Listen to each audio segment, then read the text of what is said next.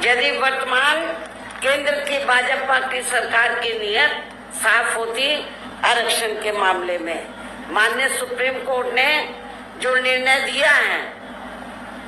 तो वो उस निर्णय से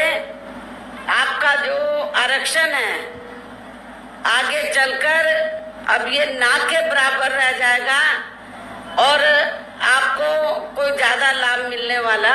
नहीं है। तो जो अभी तक आपको ये सुविधा मिल रही थी तो उस स्थिति में लाने के लिए तो फिर सुप्रीम कोर्ट का निर्णय है, तो इसको कौन बदल सकता है? इसको सेंटर की सरकार बदल सकती है। वर्तमान में केंद्र की सरकार किसकी है? भारतीय जनता पार्टी की। हमने भारतीय जनता पार्टी की सरकार को ये कहा कि यदि आपकी दलितों, आदिवासियों और अन्य पिछड़े वर्गों के मामले में, खासकर SC ST के आरक्षण के मामले में यदि नीति आपकी स्पष्ट है, सोच सही है, तो फिर आपको जो माननीय सुप्रीम कोर्ट ने 1 अगस्त 2024 को जो निर्णय दिया है जिससे SC ST का आरक्षण निष्प्रभावी हो गया है और ये फिर खत्म हो जाएगा, तो फिर इसको प्रभावी बनाने के लिए और पूर्व की स्थिति में लाने के लिए फिर केंद्र सरकार की जिम्मेवारी बनती है कि वो पार्लियामेंट का विशेष सत्र बुलाए और विशेष सत्र बुलाकर उसमें संवैधानिक संशोधन विधेयक लाए। और उसमें फिर हम देखते कांग्रेस और पूरा विपक्ष तो वो आपको सपोर्ट करता है, नहीं करता है। जिन्होंने संविधान बचाने और आरक्षण को बचाने के नाम पर पूरे देश में दलितों, शोषितों को, पिछड़ों को गुमराह करके इनका वोट तो ले लिया, लेकिन जब माननीय सुप्रीम कोर्ट ने जजमेंट दिया तो जजमेंट के बाद इनको सांप सूंघ गया है। ये सारी विपक्ष की पार्टियां, कांग्रेस और इनका इंडिया गठबंधन सब चुप है, कुछ बोलने के लिए तैयार नहीं है। लेकिन हमारे लोगों ने भी बहुत बड़ी गलती की, उनके बहकावे में आ गए। संविधान बचाने के नाम पर, आरक्षण बचाने के नाम पर उनके बहकावे में आकर अपनी पार्टी BSP को भी किनारे कर दिया और इंडिया गठबंधन को वोट दे दिया लोकसभा चुनाव में। लेकिन अब क्या हो रहा है? चुनाव खत्म होने के बाद इंडिया गठबंधन को फायदा तो हो गया गुमराह करके आप लोगों को, लेकिन जब 1 अगस्त को निर्णय आया आरक्षण को लेकर के जो शेड्यूल्ड कास्ट के लोग हैं, ट्राइब कम्युनिटीज के लोग हैं, दलित जो लोग हैं, आदिवासी लोग हैं, तो अब इनको जो पहले से आरक्षण मिल रहा था, जो इनका कोटा मुकर्रर था, जो पहले से आरक्षण मिल रहा था, वो ना मिलके अब इनका वर्गीकरण किया जाएगा। जिनको जरूरत है उनको दिया जाएगा और शेड्यूल्ड कास्ट में जो जातियां मजबूत होगी उनको किनारे कर दिया जाएगा। ये जजमेंट है। लेकिन ये आप लोगों को मालूम होना चाहिए कि जिन शेड्यूल्ड कास्ट में जो जातियां कुछ आगे भी बढ़ी हैं, मुश्किल से 5-6% लोग बढ़े हैं, बाकी लोगों की सामाजिक, आर्थिक और शैक्षणिक की स्थिति में अभी कोई ज्यादा बदलाव नहीं आया है। इसलिए इनके वर्गीकरण की अभी जरूरत नहीं है, बल्कि जो पूर्व में जैसी स्थिति बनी थी इनको सबको अभी पूरा आरक्षण देने की जरूरत है। लेकिन जब हमने इसके खिलाफ आवाज उठाई तो फिर सारी पार्टियां चुप हो गई। हमने बीजेपी को भी कहा कि सुप्रीम कोर्ट का जजमेंट है, आप संवैधानिक संशोधन विधेयक लाइए और आप उसे पार्लियामेंट में लाकर पास कराएं। हम अपोजिशन को भी देखेंगे, इंडिया गठबंधन को भी देखेंगे कि वो आपको सपोर्ट करता है नहीं करता है। तो जो बीजेपी की सरकार है सेंटर की, वो संवैधानिक संशोधन विधेयक अभी तक नहीं लाई है, अपोजिशन चुप है। तो ऐसी स्थिति में आप लोग एक बार तो धोखा खा गए इनके बहकावे में आ गए इंडिया गठबंधन के, कांग्रेस के, और आप लोगों ने वोट दे दिया कि हम संविधान बचाएंगे, आरक्षण बचाएंगे। जब माननीय सुप्रीम कोर्ट ने आपके आरक्षण पर चोट मारी तो ये सारी पार्टियां चुप हो गई। ये कहती तो है कि हम आरक्षण के पक्ष में हैं, लेकिन माननीय सुप्रीम कोर्ट ने जो जजमेंट दिया उसको लेकर ये कुछ भी बोलने के लिए तैयार नहीं है। इतना ही नहीं, बल्कि इसके लिए कांग्रेस व इनके इंडी गठबंधन ने अभी तक भी केंद्र सरकार पर कोई दबाव नहीं बनाया है, और ऐसा करना तो बहुत दूर की बात रही। बल्कि इन्होंने माननीय सुप्रीम कोर्ट के इस निर्णय पर अभी तक कुछ भी खुलकर नहीं बोला है, और इस मामले में केंद्र की भाजपा सरकार व अधिकांश सभी विरोधी पार्टियां अभी तक भी चुप्पी साधे हुए हैं। यहाँ मैं ये भी बता देना चाहती हूँ कि माननीय सुप्रीम कोर्ट ने SC/ST आरक्षण में वर्गीकरण करने और क्रीमी लेयर को भी लागू करने का ये कार्य अब राज्य सरकारों के ऊपर ही छोड़ दिया है। अब ये राज्य सरकारों के ऊपर ही छोड़ दिया है, जो अब अपने हिसाब से इसका पूरा राजनीतिक फायदा भी उठाएंगे। साथ ही इसकी आड़ में इन वर्गों को बांटकर इन्हें आपस में ही लड़ाएंगे। अर्थात अब ये पार्टियां फूट डालो वे राज करो की नीति का भरपूर फायदा उठाएंगी इस जजमेंट की आड़ में। जबकि संविधान के मुताबिक अभी तक क्या था ये जजमेंट आने से पहले, जबकि संविधान के मुताबिक किस जाति को SC व ST की सूची में शामिल। आदरणीय बहन कुमारी मायावती जी से निवेदन पूर्वक आग्रह करूंगा कि आए और अपने शब्दों से इस जनसभा को संबोधित करने का काम करें। आदरणीय बहन कुमारी मायावती जी।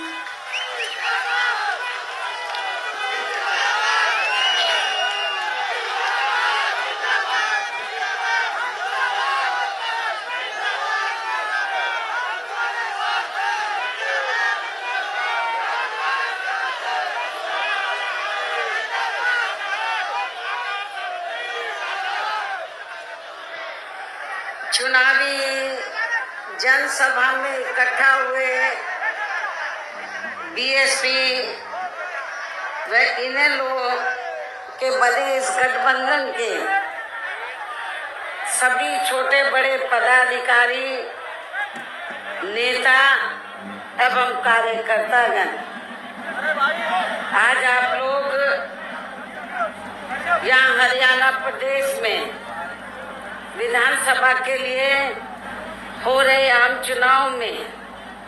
अपने गठबंधन के उम्मीदवारों के समर्थन में हमें सुनने के लिए यहाँ इकट्ठा हुए हैं, तो उसके लिए मैं आप सभी लोगों का हार्दिक दिल से आभार प्रकट करती हूँ, जिनको कामयाब बनाने के लिए भारतीय राष्ट्रीय लोकदल के वरिष्ठ राष्ट्रीय महासचिव चौधरी अभय चौटाला जी व इनके सभी साथीगण तथा BSP के भी नेशनल कोऑर्डिनेटर श्री आकाश आनंद व यहाँ के संयोजक श्री रणधीर बेनीवाल और इनके भी सभी साथीगण पूरे जी जान से लगे हैं। और अब मैं आप लोगों का ध्यान यहाँ हरियाणा प्रदेश में विधानसभा के लिए हो रहे आम चुनाव में अपने इस बड़े गठबंधन की सरकार बनाने को लेकर कुछ जरूरी बातों की तरफ दिलाना चाहती हूँ। और इस संबंध में हमारी पार्टी का ये कहना है कि अपने देश को आजाद हुए वे भारतीय संविधान को भी लागू हुए अब वर्षों बीत चुके हैं, और इस लंबी अवधि में केंद्र व आपके हरियाणा प्रदेश में भी विभिन्न विरोधी पार्टियों की सरकारें रही हैं। लेकिन दुख की बात यह है कि इस दौरान आपके हरियाणा प्रदेश में भी यहाँ विरोधी पार्टियों की रही सरकारों में सर्व समाज में से खासकर दलितों, आदिवासियों, पिछड़े वर्गों, मुस्लिम व अन्य अक़लियतों के साथ साथ गरीबों, मजदूरों, किसानों, व्यापारियों एवं अन्य मेहनतकश लोगों का भी पूर्ण रूप से विकास व उत्थान आदि नहीं हो सका है, जिनके सरकारों की गलत नीतियों एवं गलत कार्य प्रणाली आदि को अभी ने और ज्यादा आजमाने की जरूरत नहीं है। और इस मामले में खास तौर से मैं दलितों, आदिवासियों व अन्य पिछड़े वर्गों के लोगों को ये बताना चाहूंगी कि इन वर्गों को यानी कि पूरे देश में SC, ST और OBC, अनुसूचित जाति, जनजाति व अन्य पिछड़े वर्गों के लोगों को परम पूज्य बाबा साहब डॉक्टर भीमराव अंबेडकर के कड़े संघर्ष एवं अथक प्रयासों से भारतीय संविधान में मिले कानूनी अधिकारों में से विशेषकर सरकारी नौकरियों में जो इन्हें आरक्षण की सुविधा मिली है, तो उसे यहाँ पहले कांग्रेस की और अब बीजेपी की तथा अन्य पार्टियों की भी रही सरकारों की जातिवादी सोच व मानसिकता के चलते इन्हें यह आरक्षण का पूरा लाभ नहीं मिल पा रहा है। ये पार्टियां इन्हें यह आरक्षण का पूरा लाभ नहीं दे पा रही हैं और अब तो इनके इस आरक्षण को ये पार्टियां मान्य कोर्ट की आड़ में इसे प्रभावहीन बनाने में व खत्म करने की भी पूरी कोशिश में लगी हुई है। और इसका खास उदाहरण दिनांक 1 अगस्त 2024 को माननीय सुप्रीम कोर्ट का दिया गया निर्णय फैसला है, जिसमें माननीय सुप्रीम कोर्ट ने SC व ST के आरक्षण में वर्गीकरण व क्रीमी लेयर आदि को लागू करने की बात कही है। और यदि इन वर्गों के आरक्षण के मामले में केंद्र की वर्तमान भाजपा सरकार की भी नीति व नीयत साफ होती, तो फिर ये सरकार जो वर्तमान केंद्र की भाजपा सरकार है, तो फिर ये सरकार माननीय सुप्रीम कोर्ट के आरक्षण को लेकर आए इस निर्णय को बिना कोई देरी किए हुए उसे निष्प्रभावी बनाने व पूर्व की स्थिति में लाने के लिए संसद का विशेष सत्र बुलाकर फिर संवैधानिक संशोधन विधेयक जरूर लाती। यदि वर्तमान केंद्र की भाजपा की सरकार की नीयत साफ होती आरक्षण के मामले में, माननीय सुप्रीम कोर्ट ने जो निर्णय दिया है, तो वो उस निर्णय से आपका जो आरक्षण है आगे चलकर अब ये ना के बराबर रह जाएगा और आपको कोई ज्यादा लाभ मिलने वाला नहीं है। तो जो अभी तक आपको ये सुविधा मिल रही थी, तो उस स्थिति में लाने के लिए तो फिर सुप्रीम कोर्ट का निर्णय है, तो इसको कौन बदल सकता है? इसको सेंटर की सरकार बदल सकती है। वर्तमान में केंद्र की सरकार किसकी है? भारतीय जनता पार्टी की। हमने भारतीय जनता पार्टी की सरकार को ये कहा कि यदि आपकी दलितों, आदिवासियों और अन्य पिछड़े वर्गों के मामले में, खासकर SC, ST के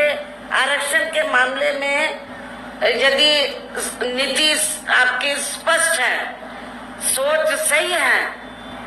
तो फिर आपको जो माननीय सुप्रीम कोर्ट ने 1 अगस्त 2024 को जो निर्णय दिया है, जिससे SC, ST का आरक्षण निष्प्रभावी हो गया है और ये फिर खत्म हो जाएगा, तो फिर इसको प्रभावी बनाने के लिए और पूर्व की स्थिति में लाने के लिए फिर केंद्र सरकार की जिम्मेवारी बनती है कि वो पार्लियामेंट का विशेष सत्र बुलाए और विशेष सत्र बुलाकर उसमें संवैधानिक संशोधन विधेयक लाए। और उसमें फिर हम देखते कांग्रेस और पूरा विपक्ष तो वो आपको सपोर्ट करता है नहीं करता है। जिन्होंने संविधान बचाने और आरक्षण को बचाने के नाम पर पूरे देश में दलितों, शोषितों को,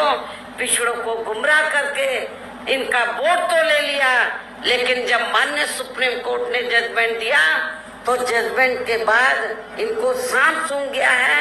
ये सारी विपक्ष की पार्टियां, कांग्रेस और इनका इंडिया गठबंधन सब चुप है, कुछ बोलने के लिए तैयार नहीं है। लेकिन हमारे लोगों ने भी बहुत बड़ी गलती की, उनके बहकावे में आ गए। संविधान बचाने के नाम पर, आरक्षण बचाने के नाम पर उनके बहकावे में आकर अपनी पार्टी बीएसपी को भी किनारे कर दिया और इंडिया गठबंधन को वोट दे दिया लोकसभा चुनाव में। लेकिन अब क्या हो रहा है, चुनाव खत्म होने के बाद इंडिया गठबंधन को फायदा तो हो गया गुमराह करके आप लोगों को, लेकिन जब 1 अगस्त को निर्णय आया आरक्षण को लेकर के जो शेड्यूल कास्ट के लोग हैं, ट्राइब कम्युनिटीज के लोग हैं, दलित जो लोग हैं, आदिवासी लोग हैं, तो अब इनको जो पहले से आरक्षण मिल रहा था,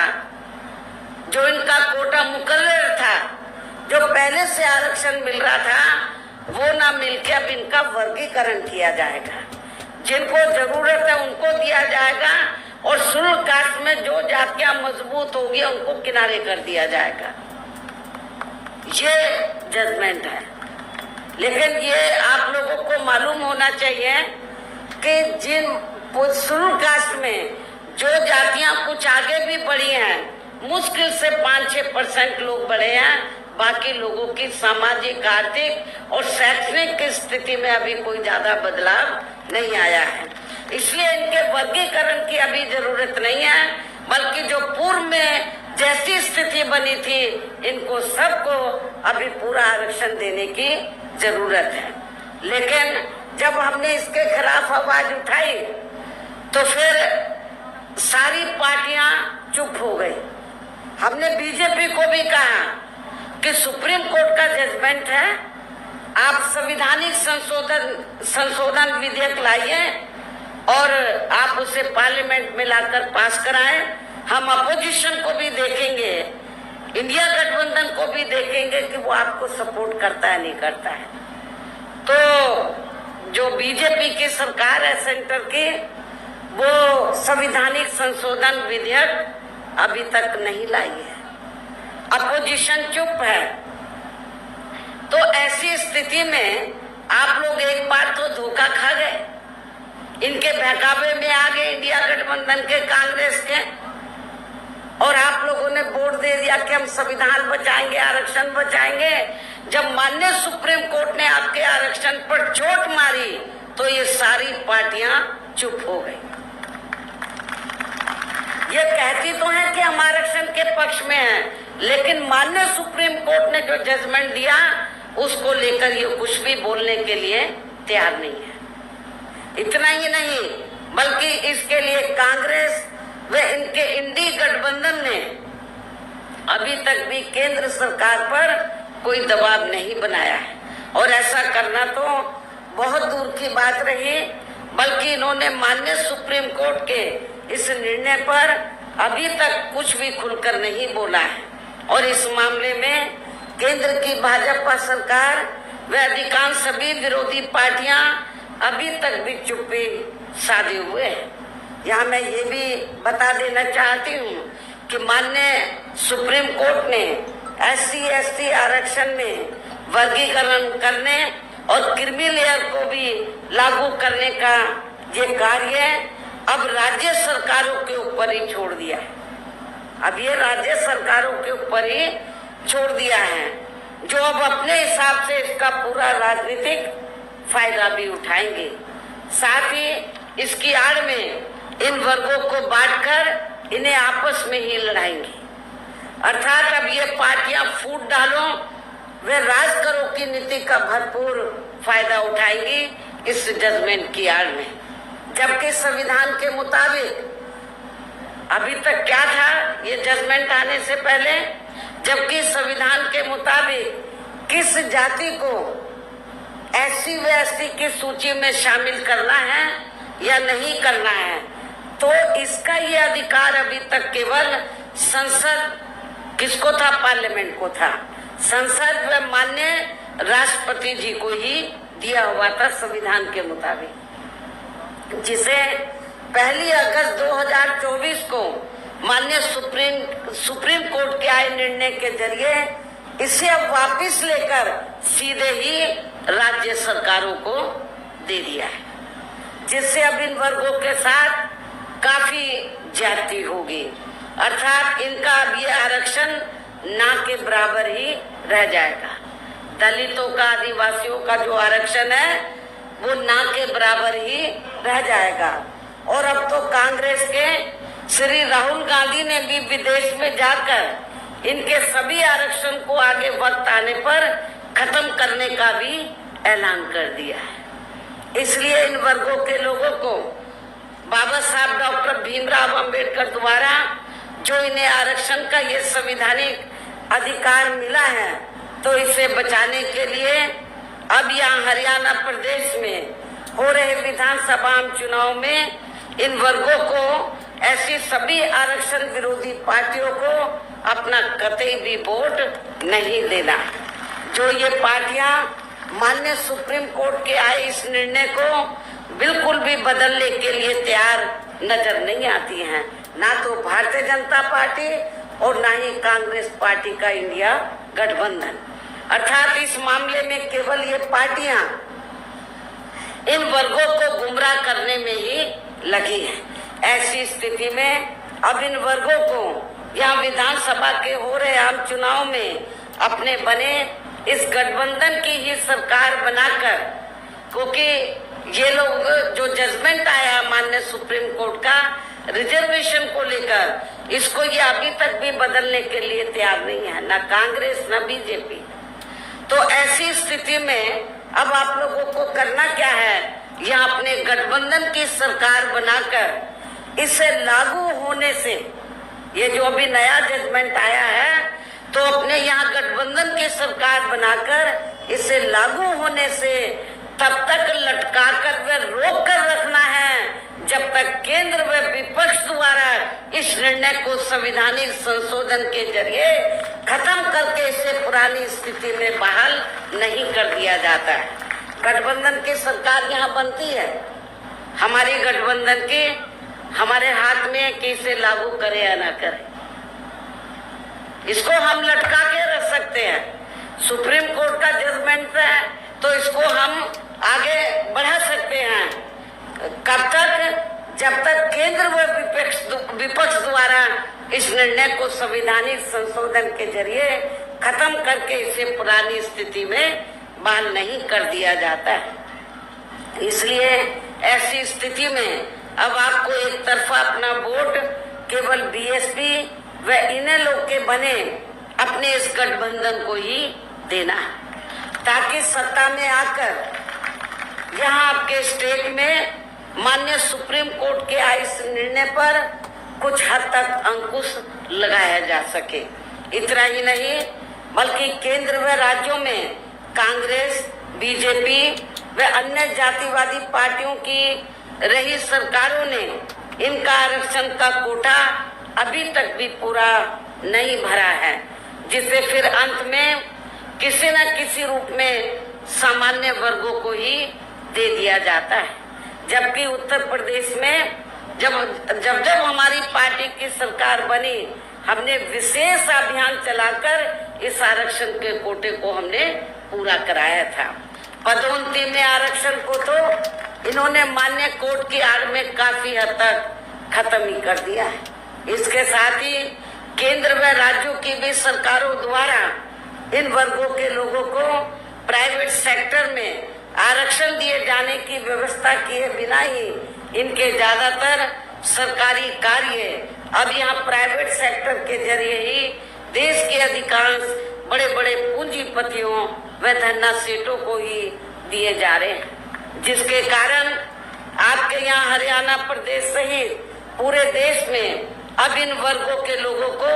आरक्षण का बहुत कम ही लाभ मिल पा रहा है, क्योंकि प्राइवेट सेक्टर में आरक्षण की व्यवस्था नहीं है। और इससे अब पूरे देश में दलितों व आदिवासियों के साथ साथ अन्य पिछड़े वर्गों को भी काफी ज्यादा नुकसान हो रहा है, जबकि अन्य पिछड़े वर्गों के लोगों को ये भी मालूम होना चाहिए इन्हें मंडल कमीशन की रिपोर्ट के तहत आरक्षण की ये सुविधा केंद्र में कांग्रेस पार्टी की रही सरकार में नहीं मिली है, बल्कि बीएसपी के कड़े संघर्ष एवं अथक प्रयासों से केंद्र में रही श्री बीपी सिंह की सरकार में ही मिली है। हमें काफी स्ट्रगल करना पड़ा, जिसका भी अब यहाँ जातिवादी विरोधी पार्टियों की चल रही सरकारें इन्हें पूरा लाभ नहीं दे पा रही हैं। इसके साथ ही श्री बीपी सिंह की सरकार में ही इन वर्गों के मसीहा परम पूज्य बाबा साहब डॉक्टर भीमराव अम्बेडकर को भी यहाँ भारत रत्न की उपाधि से सम्मानित किया गया है। जब बीपी सिंह की सरकार थी तो तभी बाबा साहब को भारत रत्न की उपाधि से सम्मानित किया गया था, जिसके लिए वो हर प्रकार से पात्र भी थे, जबकि इन्हें ये सम्मान इनके जीते जी केंद्र में रही कांग्रेस पार्टी की सरकार में बहुत पहले ही मिल जाना चाहिए था। लेकिन इस पार्टी की सरकार ने इनके देहांत के बाद भी इन्हें ये सम्मान नहीं दिया। कांग्रेस पार्टी की सरकार ने इनके देहांत के बाद भी इन्हें ये सम्मान नहीं दिया। इससे इन वर्गों के प्रति इस पार्टी की हीन व जातिवादी मानसिकता साफ झलकती है। इतना ही नहीं बल्कि इनके कारवां को आगे बढ़ाने वाले वे हर मामले में समर्पित व्यक्तित्व मान्यवर श्री कांशीराम जी के देहांत होने पर केंद्र में रही इसी कांग्रेस पार्टी की सरकार ने इनके सम्मान में एक दिन का भी राष्ट्रीय शोक घोषित नहीं किया था। इसके साथ ही इन वर्गों के लोगों को जुल्म जाति से निजात दिलाने के लिए जो भी यहाँ नियम व कानून आदि बने हैं तो उन पर भी केंद्र व राज्यों की सरकारें सही से अमल नहीं कर पा रही है, जिससे अब यहाँ खासकर दलितों, आदिवासियों व अन्य पिछड़े वर्गों के ऊपर शोषण करने वालों का मनोबल और भी ज्यादा बढ़ रहा है। और ये सब हमें यहाँ आपके हरियाणा प्रदेश में भी काफी कुछ देखने के लिए मिल रहा है। इसी प्रकार हमें पूरे देश में मुस्लिम व अन्य अक़लियत समाज के लोगों की भी अधिकांश मामलों में हालत कोई खास अच्छी नजर नहीं आती है। इनके साथ साथ अपर कास्ट समाज व जाट समाज में भी खासकर गरीब लोगों की भी आर्थिक स्थिति अभी भी यहाँ आपके हरियाणा प्रदेश सहित पूरे देश में काफी ज्यादा खराब व दयनीय बनी हुई है। इनके अलावा आपके हरियाणा प्रदेश सहित पूरे देश में सर्व समाज में से विशेषकर यहाँ गरीब, मजदूर, किसान, कर्मचारी, व्यापारी एवं अन्य मेहनत कश लोग भी अपनी विभिन्न समस्याओं को लेकर अभी भी हमें काफी ज्यादा दुखी ही नजर आते हैं। और इनमें भी किसान वर्ग तो केंद्र में अभी तक की रही सभी सरकारों द्वारा बनाई गई उनकी गलत नीतियों के कारण अब काफी ज्यादा परेशान व दुखी भी रहा है और अभी भी है। लेकिन इन सब की मुख्य वजह हमारी पार्टी केंद्र में व आपके हरियाणा प्रदेश में भी यहाँ अब तक की अधिकांश रही विरोधी पार्टियों की सरकारों की गरीब व किसान विरोधी तथा इनकी जातिवादी, पूंजीवादी व संकीर्ण मानसिकता के तहत बनाई गई उनकी गलत नीतियों व गलत कार्य प्रणाली को ही काफी हद तक जिम्मेवार मानकर चलती है। और इस मामले में खासकर इनकी गलत आर्थिक नीतियों की वजह से ही आए दिन जहाँ पूरे देश में गरीबी, बेरोजगारी व महंगाई आदि भी काफी ज्यादा बढ़ रही है, जिससे आम जनता काफी ज्यादा परेशान व दुखी भी है। इसके साथ साथ अभी भी अपने देश में भ्रष्टाचार हर स्तर पर काफी ज्यादा फैला हुआ है, जिससे आपका खुद का अपना हरियाणा प्रदेश भी अछूता नहीं रहा है। और इन सब का मुख्य कारण हमारी पार्टी आजादी के बाद से लेकर अभी तक केंद्र व देश के अधिकांश राज्यों में तथा आपके खुद के अपने हरियाणा प्रदेश में भी ज्यादातर सत्ता या खासकर पूंजीवादी पार्टियों के ही हाथों में आने को मानकर चलती है, जिसके कारण ही अब पूरे देश में व आपके खुद के अपने प्रदेश में भी अभी भी हमें यहाँ सर्व समाज के लोग अधिकांश मामलों में काफी ज्यादा दुखी व परेशान ही नजर आते हैं। जबकि पूरे देश में बीएसपी ही अकेली एक ऐसी पार्टी है जो विरोधी पार्टियों की तरह देश के बड़े बड़े पूंजीपतियों व धन्ना सेठों की आर्थिक मदद से नहीं बल्कि अपनी पार्टी के ही आम कार्यकर्ताओं की आर्थिक मदद से चुनाव लड़कर यहाँ केंद्र व राज्यों की भी सत्ता में आना चाहती है, ताकि हमारी पार्टी सत्ता में आने के बाद फिर बिना किसी दबाव के वे आजाद होकर सर्व समाज के लोगों की सभी समस्याओं का समाधान करके उन्हें हर मामले में वे हर स्तर पर या खुशहाल बना सके। और इसी आधार पर चलकर ही आबादी के हिसाब से देश के सबसे बड़े प्रदेश उत्तर प्रदेश में, आपका पड़ोसी राज्य है उत्तर प्रदेश, तो देश के सबसे बड़े प्रदेश उत्तर प्रदेश में 4 बार हमारी पार्टी ने अपने नेतृत्व में वहाँ सरकार भी बनाई है। और हमने अपनी सभी चारों रही सरकारों में अपनी पार्टी की विचारधारा एवं सिद्धांतों के तहत चलकर वैसे तो वहाँ सर्व समाज के हितों का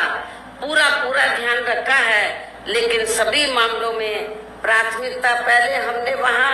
सर्व समाज में से विशेषकर उन दलितों, आदिवासियों, पिछड़े वर्गों व अकलियत समाज को दिया है तथा अन्य समाज में से गरीब एवं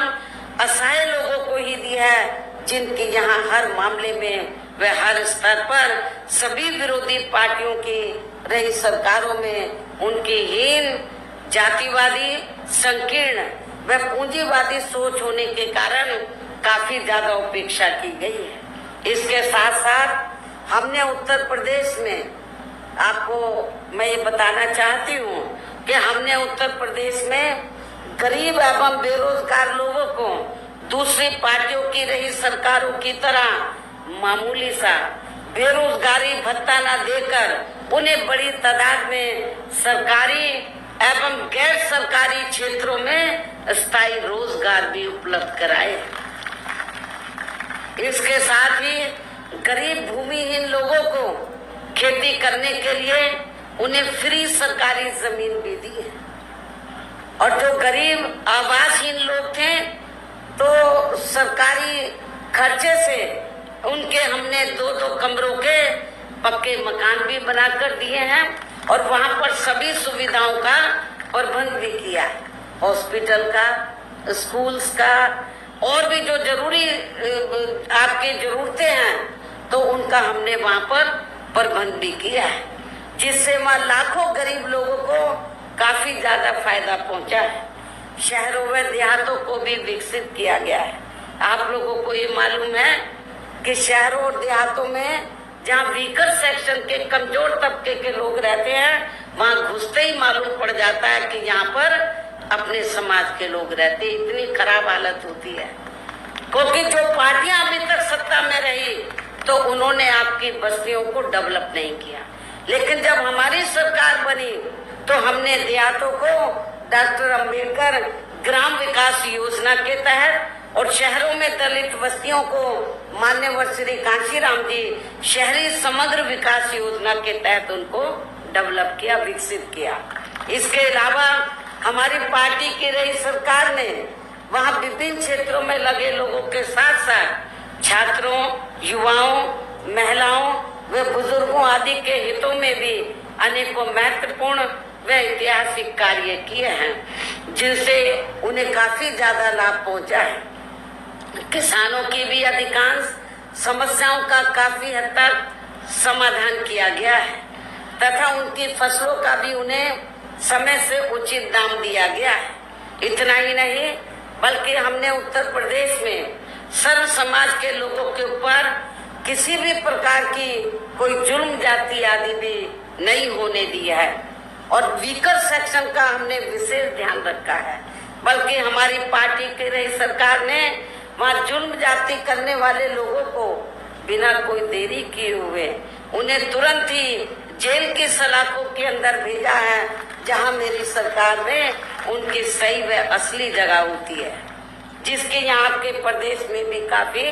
अब सख्त जरूरत है। इसके साथ ही हमारी पार्टी की रही सरकार ने अपने देश में दलित एवं अन्य पिछड़े वर्गों में समय समय पर जन्मे यहाँ महान संतों, गुरुओं व महापुरुषों में भी खासकर महात्मा ज्योतिराव फूले, श्री छत्रपति शाहू जी महाराज, श्री नारायण गुरु, बाबा साहब डॉक्टर भीमराव अम्बेडकर एवं मान्यवर श्री कांशीराम जी आदि को भी विभिन्न रूपों में पहली बार वह पूरा आदर सम्मान दिया है, जिन्हें विरोधी पार्टियों के लोग अभी तक भी आसानी से पचा नहीं पा रहे हैं। इस प्रकार से उत्तर प्रदेश में हमारी पार्टी ने अपने सभी चारों रे शासनकाल के दौरान वहाँ हर मामले में व हर स्तर पर सर्व समाज के लोगों को काफी बेहतरीन सरकार दी है। और यदि आप लोग भी यहाँ अपने हरियाणा प्रदेश में गरीबों, किसानों व आम जनहित के तथा विशेषकर कमजोर एवं उपेक्षित वर्गों के हितों में ऐसे ही कार्य करना चाहते हैं, इसके साथ सरकार दी है। और यदि आप लोग भी यहाँ अपने हरियाणा प्रदेश में गरीबों, किसानों व आम जनहित के तथा विशेषकर कमजोर एवं उपेक्षित वर्गों के हितों में ऐसे ही कार्य करना चाहते हैं, इसके साथ ही आपके प्रदेश की जनहित से जुड़ी जो भी यहाँ स्थानीय समस्याएं हैं तो उन्हें भी आप दूर करना चाहते हैं, तो फिर आप लोगों को भी उत्तर प्रदेश की तरह ही यहाँ अपने हरियाणा प्रदेश में भी अपने इस बने गठबंधन के ही सर्वजन हिताय व सर्वजन सुखाय की नीतियों पर आधारित ही सरकार बनानी होगी, जिसके लिए अब आप लोगों को यहाँ अपने हरियाणा प्रदेश में विधानसभा के लिए हो रहे आम चुनाव में अपने गठबंधन का ही बेहतर रिजल्ट लाना होगा। इसके साथ साथ आप लोगों को वोट पड़ने तक यहाँ की सत्ताधारी पार्टी व अन्य सभी विरोधी पार्टियों के साम दाम दंड भेद आदि हथकंडों से भी जरूर सावधान रहना है। और इस मामले में खासकर आप लोगों को विरोधी पार्टियों के जारी किए गए उनके हवाई व प्रलोभन भरे चुनावी घोषणा पत्रों आदि के बहकावे में भी कतई नहीं आना है, जिन्हें ये पार्टियां सत्ता में आने के बाद अधिकांश अमल में नहीं लाती हैं, जिस पर से अब जनता का काफी हद तक विश्वास ही उठ गया है। इसलिए हमारी पार्टी किसी भी चुनाव में अपना कोई भी चुनावी घोषणा पत्र आदि जारी नहीं करती है। वैसे भी हमारी पार्टी कहने में बहुत कम बल्कि कार्य करके दिखाने में ही ज्यादा विश्वास रखती है, अर्थात जो कहती है तो उसे करके भी दिखाती है, और ये सब हमने उत्तर प्रदेश में करके भी दिखाया है। और अब संक्षेप में मेरा यही कहना है कि आप लोगों को अपने खुद के व अपने हरियाणा प्रदेश के भी हित में यहाँ बीएसपी व इनेलो के बने अपने इस गठबंधन की ही सरकार बनाना बहुत जरूरी है। और अब आप लोगों को अपने इस गठबंधन के ही उम्मीदवारों को ज्यादा से ज्यादा कामयाब बनाना है, जिसके लिए बीएसपी के उम्मीदवारों को हाथी चुनाव चिन्ह के सामने वाले बटन को दबा के तथा भारतीय राष्ट्रीय लोक दल के उम्मीदवारों को चश्मा चुनाव चिन्ह के सामने वाले बटन को दबा के इन्हें जरूर जिताना है। इस प्रकार से आप लोगों को अपने बने इस गठबंधन की ही पूर्ण बहुमत की सरकार बनाना है और सरकार बनने पर फिर गठबंधन की ओर से आपके हरियाणा प्रदेश का मुख्यमंत्री चौधरी श्री अभय चौटाला जी को ही बनाया जाएगा, जिनको मेरे आशीर्वाद के साथ साथ इनके पिता चौधरी ओम प्रकाश चौटाला जी का भी पूरा आशीर्वाद प्राप्त है। वैसे स्वर्गीय चौधरी देवीलाल जी का भी हमेशा इन पर आशीर्वाद बना रहा है। इनके साथ साथ गठबंधन की ओर से बीएसपी का एक डिप्टी सीएम दलित वर्ग का तथा दूसरा डिप्टी सीएम अन्य पिछड़ा वर्ग या अपर कास्ट समाज में से ही बनाया जाएगा। और ये दोनों डिप्टी सीएम कौन होंगे इसका फैसला इस चुनाव का नतीजा आने के बाद ही किया जाएगा। इन्हीं जरूरी बातों के साथ ही अब मैं आप सभी लोगों से अपने बने इस गठबंधन के अधिकांश उम्मीदवारों को जिताकर अपनी यहाँ गठबंधन की ही सरकार जरूर बनाना है। इस उम्मीद के साथ ही अब मैं केंद्र सरकार से देश में जातीय जनगणना कराने के लिए भी विशेष अनुरोध करती हूँ, जिसको पहले केंद्र में रही कांग्रेसी सरकार ने और अब वर्तमान में चल रही बीजेपी की सरकार ने भी इसे अभी तक भी लटका के रखा हुआ है, जो उचित नहीं है। इसके लिए भी इनसे विशेष आग्रह के साथ ही अब मैं अपनी बात यही समाप्त करती हूँ। धन्यवाद। जय भीम व जय भारत।